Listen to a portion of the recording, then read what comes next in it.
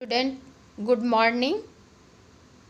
आज हम लोग 9th क्लास का तीसरा अध्याय नाज़ीवाद और हिटलर का उदय का सेकेंड पार्ट वीडियो देखेंगे। फर्स्ट पार्ट में हम लोग ने देखा कि नाज़ीवाद हिटलर का उदय, हिटलर का व्यक्तित्व को देखे हम लोग। युद्ध के बाद मित्र राष्ट्रों ने किस तरह से जर्मनी पर कर्जे थोप दिए, जर्मनी को हर्जाना भरना पड़ा। आज हम लोग देखेंगे वीडियो, नहीं तो पीछे का ज़्यादा हम लोग देखेंगे तो बच्चों वीडियो बहुत लंबा हो जाएगा, इसलिए हम लोग यहाँ से शुरू करते हैं। युद्ध का क्या असर हुआ? इस युद्ध ने पूरे महाद्वीप को मनोवैज्ञानिक और आर्थिक दोनों ही स्तरों पर तोड़कर रख दिया। यूरोप कल तक कर्ज देने वालों का महाद्वीप कहलाता था, जो युद्ध खत्म होते होते कर्जदारों का महाद्वीप बन गया। विडंबना यह थी कि पुराने साम्राज्य द्वारा किए गए अपराधों का हर्जाना नवजात वाइमर गणराज्य से वसूल किया जा रहा था। इस गणराज्य को युद्ध में पराजय के अपराध बोध और राष्ट्रीय अपमान का बोझ तो ढोना ही पड़ा। हर्जाना चुकाने की वजह से आर्थिक स्तर पर भी वह अपंग हो चुका था। वाइमर गणराज्य के हिमायतियों में मुख्य रूप से समाजवादी, कैथोलिक और डेमोक्रेट खेमे के लोग थे। रूढ़िवादी, पुरातनपंथी, राष्ट्रवादी मिथकों की आड़ में उन्हें तरह तरह के हमलों का निशाना बनाया जाने लगा। नवंबर के अपराधी कहकर उनका खुलेआम मजाक उड़ाया गया। इस मनोदशा का 30 के दशक के शुरुआती राजनीतिक घटनाक्रम पर गहरा असर पड़ा। पहले महायुद्ध ने यूरोपीय समाज और राजनीतिक व्यवस्था पर अपनी गहरी छाप छोड़ दी थी। सिपाहियों को आम नागरिकों के मुकाबले ज़्यादा सम्मान दिया जाने लगा। राजनेता और प्रचारक इस बात पर जोर देने लगे कि पुरुषों को आक्रामक, ताकतवर और मर्दाना गुणों वाला होना चाहिए। मीडिया में खंदकों की जिंदगी का महिमा मंडन किया जा रहा था। सच्चाई यह थी कि सिपाही इन खंदकों में बड़ी दयनीय जिंदगी जी रहे थे। लाशों को खाने वाले चूहों से घिरे रहते थे। बच्चों, ये प्रथम विश्व युद्ध के समय खंदक यानी गड्ढे खोदे जाते थे, जिसमें सैनिक जब हवाई हमला होता था, ऊपर से बम बरसाए जाते थे, तो सैनिक उन खंदकों में कूदकर अपना जीवन मतलब जीवित रहने की कोशिश करते थे। लेकिन उसके साथ और भी बहुत सारी उसमें खामियां थी कि उन खंदकों में कुछ मृत सैनिक भी रहते थे, जिन लाशों को खाने के लिए चूहे वहां आ जाते थे। और कल्पना कीजिए कि वैसे में जो जीवित सैनिक होते थे, उनका जीना वहां कितना मुश्किल होता था। कितने दिनों तक वो उन खंदकों में ही पड़े रहते थे। वे लाशों को खाने वाले चूहों से घिरे रहते थे। वे जहरीली गैस और दुश्मनों की गोलाबारी का बहादुरी से सामना करते हुए भी अपने साथियों को पल पल मरते देखते थे। सार्वजनिक जीवन में आक्रामक फौजी प्रचार और राष्ट्रीय सम्मान व प्रतिष्ठा की चाह के सामने बाकी सारी चीज़ें गौण हो गई। जबकि हाल ही में सत्ता में आए रूढ़िवादी तानाशाहों को व्यापक जनसमर्थन मिलने लगा। उस वक्त लोकतंत्र एक नया और बहुत नाजुक विचार था, जो दोनों महायुद्धों के बीच पूरे यूरोप में फैली अस्थिरता का सामना नहीं कर सकता था। राजनीतिक रैडिकल, आमूल परिवर्तनवाद और आर्थिक संकट। जिस समय वाइमर गणराज्य की स्थापना हुई, उसी समय रूस में बोल्शेविक क्रांति की तर्ज पर जर्मनी में भी स्पार्टकिस्ट लीग और क्रांतिकारी विद्रोह की योजना को अंजाम देने लगी। बहुत सारे शहरों में मजदूरों और नाविकों को सोवियतें बनाई गई। बर्लिन के राजनीतिक माहौल में सोवियत किस्म की शासन व्यवस्था की हिमायत के नारे गूंज रहे थे।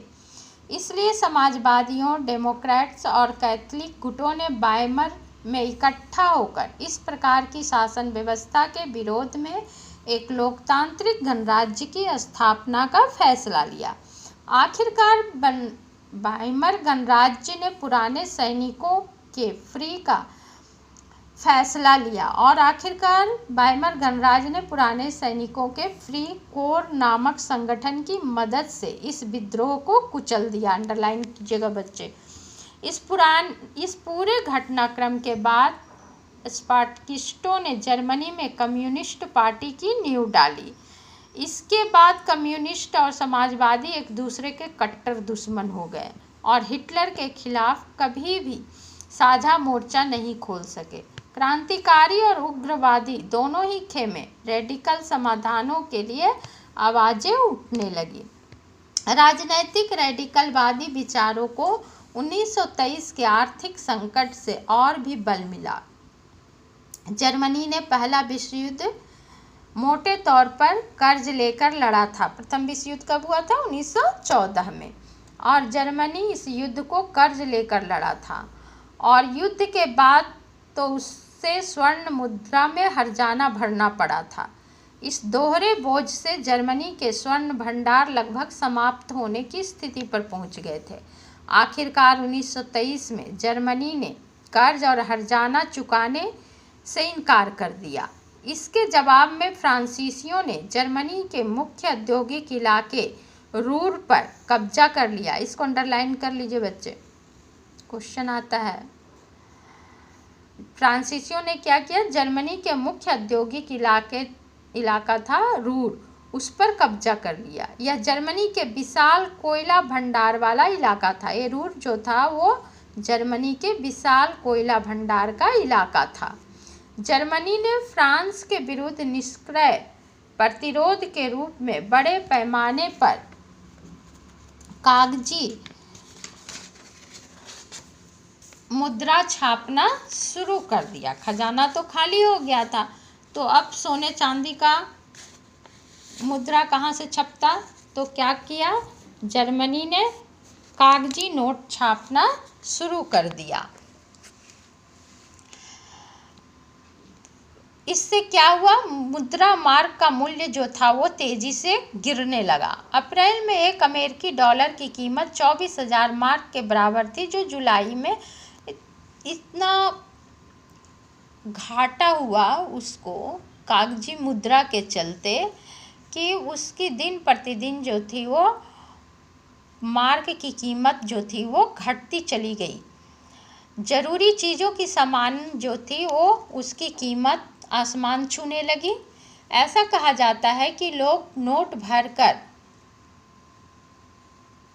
बैलगाड़ी में लेके जाते थे एक पाव रोटी का पैकेट खरीदने के लिए। सोचिए कितना पैसे का कीमत मोल जो है वो कम हो गया था। जर्मनी को इस संकट से निकलने के लिए अमेरिकी सरकार ने हस्तक्षेप किया। इसके लिए अमेरिका ने डॉब्स योजना बनाई। इस योजना में जर्मनी के आर्थिक संकट को दूर करने के लिए हर्जाने की शर्तों को दोबारा तय किया गया। अब मंदी का साल, आर्थिक मंदी। सन 1924 से 1928 तक जर्मनी में कुछ स्थिरता रही, लेकिन यह स्थिरता मानो रेत के ढेर पर खड़ी थी। जर्मन निवेश और औद्योगिक गतिविधियों में सुधार मुख्यतः अमेरिका से लिए गए अल्पकालिक कर्जों पर आश्रित था। जब 1929 में वॉल स्ट्रीट एक्सचेंज यानी शेयर बाजार धराशायी हो गया, तो जर्मनी को मिल रही यह मदद भी रातों रात बंद हो गई। अमेरिका जो मदद कर रहा था उसे बंद कर दिया। कीमतों में गिरावट की आशंका को देखते हुए लोग धड़ाधड़ अपने शेयर बेचने लगे। 24 अक्टूबर को केवल एक दिन में 1.3 करोड़ शेयर बेच दिए गए। यह आर्थिक महामंदी की शुरुआत थी। अंडरलाइन कीजिएगा। 1929 से 1932 तक के अगले 3 सालों में अमेरिका की राष्ट्रीय आय केवल आधी रह गई। फैक्ट्रियां बंद हो गई थी, निर्यात गिरता जा रहा था, किसानों की हालत बहुत खराब हो गई थी और सट्टेबाज बाजार से पैसा खींचना शुरू कर दिए थे। अमेरिकी अर्थव्यवस्था में आई मंदी का असर दुनिया भर ने महसूस किया। इस मंदी का सबसे बुरा प्रभाव जर्मन अर्थव्यवस्था पर पड़ा। 1932 में जर्मनी का औद्योगिक उत्पादन 1929 के मुकाबले केवल 40% रह गया था। मजदूर या तो बेरोजगार होते जा रहे थे या उनके वेतन काफ़ी गिर चुके थे। बेरोजगारों की संख्या 60 लाख तक जा पहुंची। जर्मनी की सड़कों पर ऐसे लोग बड़ी तादाद में दिखाई देते थे जो अपने गले में एक तख्ती लगाए रहते थे जिस पे लिखा होता था कि मैं कोई भी काम करने के लिए तैयार हूँ। और इस तरह से वहाँ लंबी लंबी कतारें लगी होती थी दफ्तरों के बाहर। इतनी ज़्यादा बेरोजगारी बढ़ गई थी। तो ये आर्थिक महामंदी जो है वो आज का विषय नहीं है, ये शुरू से ही है। सोचिए, प्रथम विश्व युद्ध के बाद भी आर्थिक महामंदी बहुत जोर की छाई थी। आर्थिक संकट ने लोगों में गहरी बेचैनी और डर पैदा कर दिया था। जैसे जैसे मुद्रा का अवमूल्यन होता जा रहा था, यानी मूल्य घटता जा रहा था, मध्य वर्ग, खास तौर से वेतनभोगी कर्मचारी और पेंशनधारियों की बचत भी सिकुड़ती जा रही थी। कारोबार ठप हो जा रहे थे। छोटे मोटे व्यवसायी, स्वरोजगार में लगे लोग और खुदरा व्यापारियों की हालत भी खराब होती जा रही थी। समाज के इन तबकों को सर्वहाराकरण का भय सता रहा था। उन्हें डर था कि अगर यही ढर्रा रहा तो वे भी एक दिन मजदूर बनकर रह जाएंगे, या हो सकता है उनके पास कोई रोजगार ही न रह जाए, हो सकता है उन्हें रोजगार से निकाल दिया जाए। अब सिर्फ संगठित मजदूर ही थे जिनकी हिम्मत टूटी नहीं थी। संगठित मजदूर, आप लोग इकोनॉमिक्स में पढ़े हैं, संगठित और असंगठित। संगठित जो सरकार द्वारा मान्यता प्राप्त या सरकारी कर्मचारी होते हैं, और असंगठित जो प्राइवेट क्षेत्रों में, सेक्टरों में काम करते हैं। लेकिन बेरोजगारों की बढ़ती फौज उनकी मोल भाव क्षमता को भी चोट पहुंचा रही थी। बड़े व्यवसायी संकट में थे। किसानों का वह बहुत बड़ा वर्ग कृषि उत्पादों की कीमतों में बेहिसाब गिरावट की वजह से परेशान था। युवाओं को अपना भविष्य अंधकारमय दिखाई दे रहा था। अपने बच्चों का पेट भर पाने में असफल औरतों के दिल भी डूब रहे थे। राजनीतिक स्तर पर वाइमर गणराज्य एक नाजुक दौर से गुजर रहा था। वाइमर संविधान में कुछ ऐसी कमियां थी जिनकी वजह से गणराज्य कभी भी अस्थिरता और तानाशाही का शिकार बन सकता था। इनमें से एक कमी अनुपातिक प्रतिनिधित्व से संबंधित थी। इस प्रावधान की वजह से किसी एक पार्टी को बहुमत मिलना लगभग नामुमकिन बन गया था। हर बार गठबंधन सरकार सत्ता में आ रही थी। गठबंधन का मतलब पता है, सिविक्स में पढ़ चुके हैं, मिली जुली सरकार, जिसका मतलब होता है मिली जुली सरकार। अगर एक पार्टी को समर्थन नहीं मिलता है, उतना वोट नहीं मिलता है, तो अनेक दूसरे पार्टियों से मिलकर सरकार बनती है, जिसको गठबंधन सरकार कहते हैं। दूसरी समस्या अनुच्छेद 48 की वजह से थी, जिसमें राष्ट्रपति को आपातकाल लागू करने यानी इमरजेंसी लागू करने, नागरिक अधिकार रद्द करने और अध्यादेशों के जरिए शासन चलाने का अधिकार दिया गया था। अपने छोटे से जीवन काल में वाइमर गणराज्य का शासन 20 मंत्रिमंडलों के हाथों में रहा और उनकी औसत अवधि सिर्फ 239 दिन से ज़्यादा नहीं रही। ये सिर्फ 239 दिन ही, यानी एक साल भी नहीं। एक साल होता है 365 दिन का। इस दौरान अनुच्छेद 48 का भी जमकर इस्तेमाल किया गया, पर इन सारे नुस्खों के बावजूद संकट दूर नहीं हो पाया। लोकतांत्रिक संसदीय व्यवस्था में लोगों का विश्वास खत्म होने लगा, क्योंकि वह उनके लिए कोई समाधान नहीं खोज पा रही थी। उसी समय हिटलर का उदय हुआ, तो लोगों को लगा कि हिटलर जो है वो हमारा जितना भी नुकसान हुआ है वो हमें उससे निजात दिलाएगा। और हिटलर का, जैसा कि शुरू में मैं बताई हूँ, हिटलर का व्यक्तित्व जो था वो बहुत ही प्रभावशाली था, अच्छा वक्ता था, अच्छा भाषण देता था। लोगों को लगने लगा कि ये मुक्तिदाता बनकर आया है। अर्थव्यवस्था, राजनीति और समाज में गहराते जा रहे इस संकट ने हिटलर के सत्ता में पहुंचने का रास्ता साफ कर दिया। और हिटलर जो था वो पहले एक सैनिक था, युद्ध लड़ने के लिए वो आया था, लेकिन बाद में उसने इसका फ़ायदा उठाकर वो अपने भाषण से लोगों को अपनी ओर आकर्षित कर लेता था। ऑस्ट्रेलिया में जन्मे हिटलर की युवावस्था बेहद गरीबी में गुजरी थी। रोजी रोटी का कोई जरिया न होने के कारण प्रथम विश्व युद्ध की शुरुआत में उसने भी अपना नाम फौजी भर्ती के लिए लिखवा लिया था। भर्ती के बाद उसने अग्रिम मोर्चे पर संदेशवाहक का काम किया, कारपोलर बना और बहादुरी के लिए उसने कुछ तगमे भी हासिल किए। जर्मन सेना की पराजय ने तो उसे हिला दिया था, लेकिन बसाई की संधि ने तो उसे और भी आग बबूला कर दिया था। बसाई की संधि यानी कि जर्मनी पर लादा गया जुर्माना था। 1919 में उसने जर्मन वर्कर्स पार्टी नामक एक छोटे से समूह की सदस्यता ले ली। धीरे धीरे उसने इस संगठन का अपना नियंत्रण कायम कर लिया और उसे नेशनल सोशलिस्ट पार्टी का नया नाम दिया। इसी पार्टी को बाद में नाज़ी पार्टी के नाम से जाना गया। अंडरलाइन कर लीजिए बच्चे, शुरू में इसका नाम था नेशनल सोशलिस्ट पार्टी, जो बाद में नाज़ी पार्टी के नाम से जाना गया। 1923 में ही हिटलर ने बवेरिया पर कब्जा करने, बर्लिन पर चढ़ाई करने और सत्ता पर कब्जा करने की योजना बना ली। इस दुस्साहसिक योजनाओं में वह असफल रहा। उसे गिरफ्तार कर लिया गया, उस पर देशद्रोह का मुकदमा भी चला, लेकिन कुछ समय बाद उसे रिहा कर दिया गया। नाज़ी राजनीतिक खेमा 1930 के दशक के शुरुआती सालों तक जनता को बड़े पैमाने पर अपनी तरफ आकर्षित नहीं कर पाया, लेकिन महामंदी के दौरान नाज़ीवाद ने एक जन आंदोलन का रूप ग्रहण कर लिया, जैसा कि हम पहले देख चुके हैं।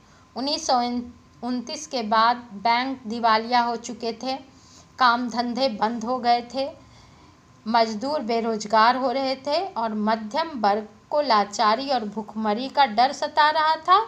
नाज़ी प्रोपेगेंडा में लोगों को एक बेहतर भविष्य की उम्मीद दिखाई देती थी, क्योंकि आर्थिक मंदी के कारण लोग जो हैं वो त्राही कर रहे थे। उसी समय हिटलर का उदय होता है और लोगों को एक उम्मीद जागती है। 1929 में नाज़ी पार्टी को जर्मन संसद राइखस्टाग के लिए चुनावों में महज 2.6% वोट मिले थे। 1932 तक आते आते यह देश की सबसे बड़ी पार्टी बन चुकी थी और उसे 37% वोट मिले। हिटलर ज़बरदस्त वक्ता था, बहुत अच्छा भाषण देता था। उसका जोश और उसके शब्द लोगों को हिलाकर रख देते थे। वह अपने भाषणों में एक शक्तिशाली राष्ट्र की स्थापना, वर्साय संधि में हुए नाइंसाफ़ी के प्रतिशोध और जर्मन समाज को खोई हुई प्रतिष्ठा वापस दिलाने का आश्वासन देता था। उसका वादा था कि वह बेरोजगार को रोजगार और नौजवानों को एक सुरक्षित भविष्य देगा। उसने आश्वासन दिया कि वह देश को विदेशी प्रभाव से मुक्त कराएगा और तमाम साजिशों का मुंहतोड़ जवाब देगा। हिटलर ने राजनीति की एक नई शैली रची थी। वह लोगों को गोलबंद करने के लिए आडंबर और प्रदर्शन की अहमियत समझता था।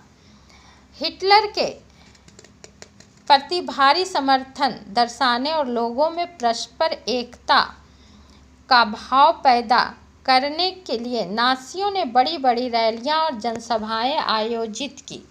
स्वास्तिक, छपे लाल झंडे, नाज़ी सैल्यूट और भाषण के बाद खास अंदाज में तालियों की गड़गड़ाहट, ये सारी चीज़ें शक्ति प्रदर्शन का हिस्सा थी हिटलर के लिए। नाज़ियों ने अपने धुआंधार प्रचार के जरिए हिटलर को एक मसीहा रक्षक, एक ऐसे व्यक्ति के रूप में पेश किया जिसने मानव जनता को तबाही से उबारने के लिए उतार लिया था। एक ऐसे समाज को यह छवि बेहद आकर्षक दिखाई देती थी, जिसकी प्रतिष्ठा और गर्व का एहसास चकनाचूर हो चुका था और जो एक भीषण आर्थिक एवं राजनीतिक संकट से गुजर रहा था। तो हम लोग देखें कि हिटलर का व्यक्तित्व कैसा था। अब है लोकतंत्र का ध्वंस। 29 जनवरी 1933 को राष्ट्रपति हिंडनबर्ग ने हिटलर को चांसलर का पदभार संभालने का न्योता दिया। यह मंत्रिमंडल में सबसे शक्तिशाली पद था। तब तक नाज़ी पार्टी रूढ़िवादियों को भी अपने उद्देश्यों से जोड़ चुकी। सत्ता हासिल करने के बाद हिटलर ने लोकतांत्रिक शासन की संरचना और संस्थानों को भंग करना शुरू कर दिया। फरवरी माह में जर्मन संसद भवन में हुए रहस्यमय अग्निकांड में उसका रास्ता और भी आसान हो गया। 28 फरवरी 1933 को जारी किए गए अग्नि अध्यादेश के जरिए अभिव्यक्ति, प्रेस एवं सभा करने की आज़ादी जैसे नागरिक अधिकारों को अनिश्चित काल के लिए निलंबित कर दिया गया। वाइमर संविधान में इन अधिकारों को काफ़ी महत्वपूर्ण स्थान प्राप्त था। इसके बाद हिटलर ने अपने कट्टर शत्रु कम्युनिस्टों पर निशाना साधा। ज़्यादातर कम्युनिस्टों को रातों रात कंसंट्रेशन कैंपों में बंद कर दिया गया, यानी कि उन्हें उनके साथ बर्बरता से पेश आया। उन्हें ये कैंप जो होते थे, ये यहाँ पे लोगों को बंद करके एक तरह से जेल भी नहीं कहेंगे, ये गैसों के चैम्बर होते थे जहाँ पे लोगों को मारा जाता था। नाज़ी शासन ने कुल 52 किस्म के लोगों को अपने दमन का निशाना बनाया और दिन प्रतिदिन उसकी निष्ठुरता जो थी वो और भी बढ़ती चली जा रही थी। नाज़ी राज्य को एक खूंखार आपराधिक राज्य की छवि प्राप्त हो गई। गेस्टापो के यंत्रणा गृहों में किसी को भी बंद किया जा सकता था। ये नए दस्ते किसी को भी यातना गृहों में भेज सकते थे। किसी को भी बिना कानूनी कार्रवाई के देश निकाला दिया जा सकता था या गिरफ्तार किया जा सकता था। दंड की आशंका से मुक्त पुलिस बलों ने निरंकुश और निरपेक्ष शासन का अधिकार प्राप्त कर लिया। पुनर्निर्माण। हिटलर ने अर्थव्यवस्था को पटरी पर लाने की जिम्मेदारी अर्थशास्त्री हालमार शाक्त को सौंपी। शाक्त ने सबसे पहले सरकारी पैसे से चलाए जाने वाले रोजगार संवर्धन कार्यक्रम के जरिए 100% उत्पादन और 100% रोजगार उपलब्ध कराने का लक्ष्य तय किया। मशहूर जर्मन सुपर हाईवे और जनता की कार फॉक्सवैगन इस परियोजना की देन थी। इसमें बहुत हद तक हिटलर को कामयाबियां भी मिली। घरेलू और विदेशी मोर्चे पर जल्दी उसे कामयाबी मिली। ऐसा लगा कि देश की नियति अब पलटने वाली है, देश में अब बदलाव होने वाला है। लेकिन हिटलर यहीं नहीं रुका। शाक्त ने हिटलर को सलाह दी कि सेना और हाथियों पर ज़्यादा पैसा खर्च ना किया जाए, क्योंकि सरकारी बजट अभी भी घाटे में चल रहा था। लेकिन नाज़ी जर्मनी में एहतियात पसंद लोगों के लिए कोई जगह नहीं थी। शाक्त को उनके पद से हटा दिया गया। हिटलर ने आर्थिक संकट से निकलने के लिए युद्ध का विकल्प चुना और फिर से एक युद्ध के लिए वो तैयारी करने लगा। वह राष्ट्रीय सीमाओं का विस्तार करते हुए ज़्यादा से ज़्यादा संसाधन इकट्ठा करना चाहता था, ज़्यादा से ज़्यादा पैसा जुटाना चाहता था। इसी लक्ष्य को ध्यान में रखते हुए सितंबर 1939 में, अंडरलाइन की जगह बच्चों, उसने पोलैंड पर हमला कर दिया। इसकी वजह से फ्रांस और इंग्लैंड के साथ भी उसका युद्ध शुरू हो गया। सितंबर 1940 में जर्मनी ने इटली और जापान के साथ एक त्रिपक्षीय संधि पर हस्ताक्षर किए। इस संधि से अंतर्राष्ट्रीय समुदाय में हिटलर का दावा और भी मजबूत हो गया। यूरोप के ज़्यादातर देशों में नाज़ी जर्मनी का समर्थन करने वाली कठपुतली सरकारें बैठा दी गई। 1940 के अंत में हिटलर अपनी ताकत के शिखर पर पहुंच गया और 1939 में यानी कि द्वितीय विश्व युद्ध की शुरुआत हो चुकी थी। अब हिटलर ने अपना सारा ध्यान पूर्वी यूरोप को जीतने के दीर्घकालिक सपने पर केंद्रित कर दिया। वह जर्मन जनता के लिए संसाधन और रहने की जगह का इंतजाम करना चाहता था। जून 1941 में उसने सोवियत संघ पर हमला किया। यह हिटलर की एक ऐतिहासिक बेवकूफ़ी थी। इस आक्रमण से जर्मन पश्चिमी मोर्चा ब्रिटिश वायुसैनिकों के बमबारी की चपेट में आ गया, जबकि पूर्वी मोर्चे पर सोवियत सेनाएं जर्मनी को नाको चने चबा दी थी। सोवियत लाल सेना ने स्टालिनग्राद में जर्मन सेना को घुटने टेकने पर मजबूर कर दिया। सोवियत लाल सैनिकों ने पीछे हटते जर्मन सिपाहियों का आखिर तक पीछा किया और अंत में वे बर्लिन के बीचों बीच जा पहुंचे। इस घटनाक्रम से अगली आधी सदी के लिए समूचे पूर्वी यूरोप पर सोवियत वर्चस्व स्थापित कर दिया। अमेरिका इस युद्ध में फंसने से लगातार बच रहा था लेकिन आखिरकार उसे भी इस युद्ध में कूदना पड़ा।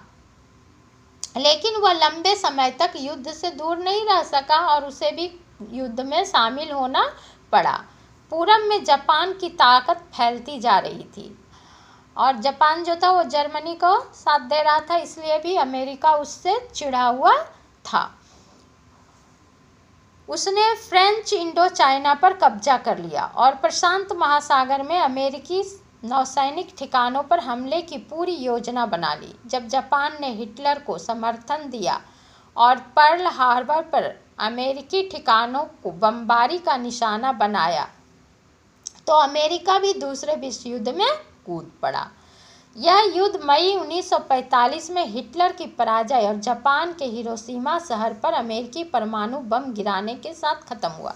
अंडरलाइन कीजिएगा बच्चे, यह युद्ध द्वितीय विश्व युद्ध जो था 1939 में शुरू हुआ और 1945 में ख़त्म हुआ। लेकिन ख़त्म होने के पहले अमेरिका जो था वो जापान बहुत तेज़ी से आगे बढ़ रहा था, जिसके कारण अमेरिका ने उसे रोकने के लिए क्या किया, जापान के हिरोशिमा शहर पर अमेरिकी परमाणु बम गिरा दिया, जिसमें बहुत सारे लोग मरे और बहुत सारे लोग जीवित रहकर भी मरने के समान थे। उनका शरीर काम नहीं कर रहा था, बिस्तर पर पड़े हुए थे, मतलब मरण मृत्यु के समान था, उनकी जिंदगी नारकीय हो गई थी। दूसरे विश्व युद्ध के इस संक्षिप्त ब्यौरे के बाद अब हम एक बार फिर हेलमुट और उसके पिता की कहानी पर वापस लौटते हैं। यह युद्ध के दौरान नाज़ी जुल्मों की कहानी थी। अब है नाज़ियों का दृष्टिकोण। हम लोग जहाँ से कहानी शुरू किए थे, चैप्टर जहाँ से शुरू किए थे, फिर से वहीं पे आ गए। नाज़ियों ने जो अपराध किए वे खास तरह के मूल्य मान्यताओं, एक खास तरह के व्यवहार से संबंधित थे। नाज़ी विचारधारा हिटलर के विश्व दृष्टिकोण का पर्यायवाची थी। इस विश्व दृष्टिकोण में सभी समाजों को बराबरी का हक नहीं था। वे नस्ली आधार पर या तो बेहतर थे या कमतर थे। इस नज़रिए में ब्लॉन्ड, नीली आंख वाले, नार्डिक, जर्मन, आर्य सबसे ऊपरी और यहूदी सबसे निचली पायदान पर आते थे। यहूदियों से नफरत करते थे। हिटलर जो था वो यहूदियों से नफरत करता था। यहूदियों को नस्ल विरोधी यानी आर्यों का कट्टर शत्रु माना जाता था। बाकी तमाम समाजों को उनके बाहरी रंग रूप के हिसाब से जर्मन आर्यों और यहूदियों के बीच बांट दिया गया था। हिटलर की नस्ली सोच चार्ल्स डार्विन और हर्बर्ट स्पेंसर जैसे विचारकों के सिद्धांतों पर आधारित थी। डार्विन और हर्बर्ट स्पेंसर, इनका नाम आप लोग बायोलॉजी में सुने होंगे, बायो में। डार्विन जो थे वो प्रकृति विज्ञानी थे, जिन्होंने विकास और प्राकृतिक चयन की अवधारणा के जरिए पौधों और पशुओं की उत्पत्ति की व्याख्या का प्रयास किया था। बाद में वह हर्बर्ट स्पेंसर ने अति जीवित सिद्धांत, जो सबसे योग्य है वही जिंदा बचेगा, यह विचार दिया। या अब यहाँ था कि हर्बर्ट स्पेंसर जो थे, उनको उनकी बातों को तोड़ मड़ोड़ कर रखा गया। उनका कहना था कि अति जीवित सिद्धांत का सिद्धांत ये है कि जो अधिक शक्तिशाली होगा वही बचेगा। इस विचार का मतलब यह था कि जो प्रजातियां बदलती हुई वातावरणीय परिस्थितियों के अनुसार खुद को ढाल सकती है वही पृथ्वी पर जिंदा बचेगी। यहाँ हमें इस बात का ध्यान रखना चाहिए कि डार्विन ने चयन के सिद्धांत को एक विशुद्ध प्राकृतिक प्रक्रिया कहा था और उसमें इंसानी हस्तक्षेप की वकालत कभी नहीं की, लेकिन नस्लवादी विचारकों और राजनेताओं ने पराजित समाजों पर अपने साम्राज्यवादी शासन को सही ठहराने के लिए डार्विन के विचारों का सहारा लिया और उसने कहा कि जो अच्छे नस्ल वाले हैं वही जीवित बचेंगे और बाकी लोग जीवित नहीं रहेंगे। डार्विन के विचारों का सहारा लिया, लेकिन उसका अर्थ उन लोगों ने गलत निकाला। नाज़ियों की दलील बहुत सरल थी। वे नस्ल सबसे ताकतवर है वह जिंदा रहेगा, कमज़ोर नस्लें खत्म हो जाएगी, आर्य नस्ल सर्वश्रेष्ठ है, उसे अपनी शुद्धता बनाए रखनी है, ताकत हासिल करनी है और दुनिया पर वर्चस्व कायम करना है। हिटलर की विचारधारा का दूसरा पहलू लेवेसनाउम या जीवन परिधि की भू राजनीतिक अवधारणा से संबंधित था। वह मानता था कि अपने लोगों को बसाने के लिए ज़्यादा से ज़्यादा इलाकों पर कब्जा करना जरूरी है। इससे मातृत्व देश का क्षेत्रफल भी बढ़ेगा और नए इलाकों में जाकर बसने वालों को अपने जन्म स्थान के साथ गहरे संबंध रखने में मुश्किल भी पेश नहीं आएगी। हिटलर की नज़र में इस तरह जर्मन राष्ट्र के लिए संसाधन और बेहिसाब शक्ति इकट्ठा की जा सकती थी। पूरब में हिटलर जर्मन सीमाओं को और फैलाना चाहता था ताकि सारे जर्मनी को भौगोलिक दृष्टि से एक ही जगह इकट्ठा किया जा सके। पोलैंड इस धारणा की पहली प्रयोगशाला बनी। अब है नस्लवादी राज्य की स्थापना। सत्ता में पहुंचते ही नाज़ियों ने शुद्ध जर्मनों की विशिष्ट नस्ली समुदाय की स्थापना के सपने को लागू करना शुरू कर दिया। सबसे पहले उन्होंने विस्तारित जर्मन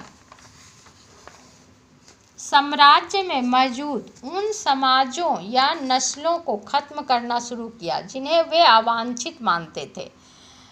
नाज़ी शुद्ध और स्वस्थ नार्डिक आर्यों का समाज बनाना चाहते थे। उनकी नज़र में केवल ऐसे लोग ही वांछित थे, केवल ये ही लोग थे जिन्हें तरक्की और वंश विस्तार के योग्य माना जाता था, बाकी सब अवांछित थे। तो क्या किया जर्मन में? इसका मतलब यह निकाला कि ऐसे जर्मनों को भी जिंदा रहने का कोई हक नहीं है जिन्हें नाज़ी अशुद्ध या असामान्य मानते थे। यूथनेजिया यानी दया मृत्यु कार्यक्रम के तहत बाकी नाज़ी अफसरों के साथ साथ हेलमुट के पिता ने भी असंख्य ऐसे जर्मनों को मौत के घाट उतार दिया था जिन्हें वह मानसिक या शारीरिक रूप से अयोग्य मानते थे। शुरू में हम लोग इसीलिए पढ़े थे ना कि हेलमुट के पिता क्यों डर रहे थे युद्ध समाप्ति के बाद, क्योंकि उन लोगों ने नाज़ियों पर बहुत ज़्यादा यहूदियों पर बहुत ज़्यादा अत्याचार किए थे, जिसके कारण वो डर रहे थे। केवल यहूदी ही नहीं थे जिन्हें अवांछितों की श्रेणी में रखा गया था, इनके अलावा भी कई नस्लें थीं जो इसी नियति के लिए अभिशप्त थी। जर्मनी में रहने वाले जिप्सियों और अश्वेतों को पहले तो जर्मन नागरिकता उनसे छीन ली गई, बाद में उन्हें मार दिया गया। रूसी और पोलिश मूल के लोगों को भी मनुष्य से कमतर माना गया। जब जर्मनी ने पोलैंड और रूस के कुछ हिस्सों पर कब्जा कर लिया तो स्थानीय लोगों को भयानक परिस्थितियों में गुलामों की तरह काम पर झोंक दिया गया। उन्हें इंसानी बर्ताव के लायक नहीं माना जाता था। उनमें से बहुत सारे बेहिसाब काम के बोझ और भूख से ही मर गए थे। नाज़ी जर्मनी में सबसे बुरा हाल यहूदियों का ही था। यहूदियों के प्रति नाज़ियों की दुश्मनी का एक आधार यहूदी के प्रति ईसाई धर्म में मौजूद परंपरागत घृणा भी थी। ईसाइयों को लगता था कि ईसा मसीह को यहूदियों ने ही मारा है। ईसाइयों की नज़र में यहूदी जो थे वो आदतन हत्यारे और सूदखोर थे। मध्यकाल तक यहूदियों को जमीन का मालिक बनने की मनाही थी। वे लोग मुख्य रूप से व्यापार और धन उधार देने का धंधा करके अपना गुजारा चलाते थे। वे बाकी समाज से अलग बस्तियों में रहते थे, जिन्हें घेटो, अंडरलाइन की जगह घेटो यानी दड़वा कहा जाता था।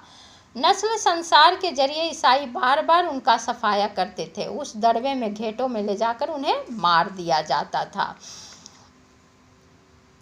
और इनका समस्या का एक समाधान वो लोग कहते थे कि हिटलर ने कहा कि यहूदियों के प्रति हिटलर की घृणा तो नस्ल के छद्म वैज्ञानिक सिद्धांतों पर आधारित थी। इस नफरत में यहूदी समस्या का हल सिर्फ एक ही था, धर्मांतरण, यानी यहूदी अपना धर्म परिवर्तन करके ईसाई बन जाए। हिटलर की दृष्टि में इस समस्या का सिर्फ एक यही हल था, यहूदियों को पूरी तरह से खत्म कर दिया जाए।